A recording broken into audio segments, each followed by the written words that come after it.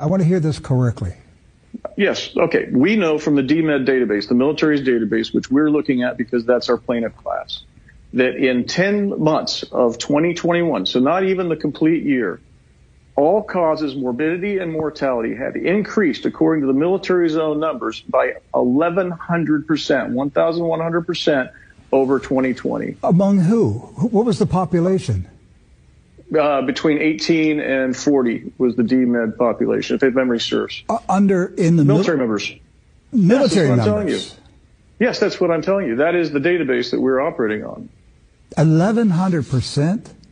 Yes, that's right. And if you look at the way that the charts go, and don't forget I'm in the morbidity business. We underwrite accident, sickness, health, and disability insurance. If you look at the forecast, that should be in the neighborhood of 5,000% increase this year. Oh my gosh. Yeah, this is genocide. You said it in the very beginning. Look, one easy way to look at this is really simple. If you look at all of the documentation, Pfizer's documentation, we did mass spectrometry on their vials. We know what's in these things. And in fact, they even admit that they added an HIV protein into the shots for the purpose of disabling people's autoimmune, right? They couldn't slip these lipid nanoparticles, which are in fact little bombers that carry pathogenic proteins, to effectuate gene modification in the individual, gene therapy as they call it.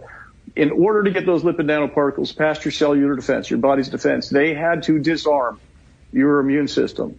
Yes. And they did that. It's in all the scientific papers. What they didn't do is undo that so effectively. And when you talk to our expert witness, you call it autoimmune deficiency syndrome. It's basically vaccine AIDS. And right now, they're coming to understand this. People are showing up HIV positive.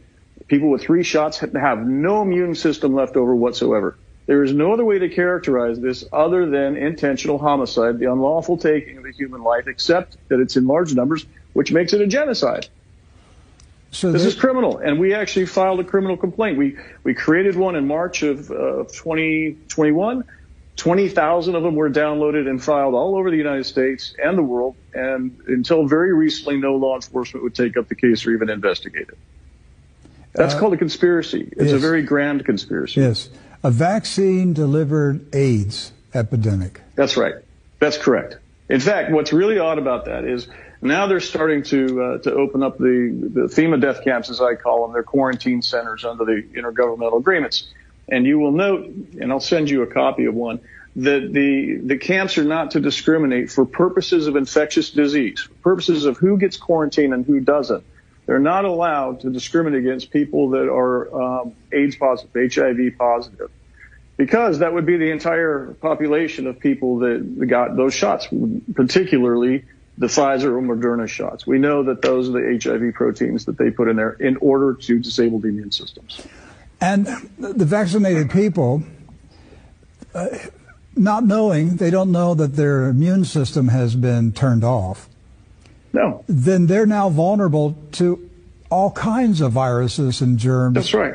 And they may die from something else, and nobody connects it to the vaccine. That's exactly what's happening. And you know, to your point, people don't even know that they have been participating as laboratory animals in a phase 3 clinical trial. None of these shots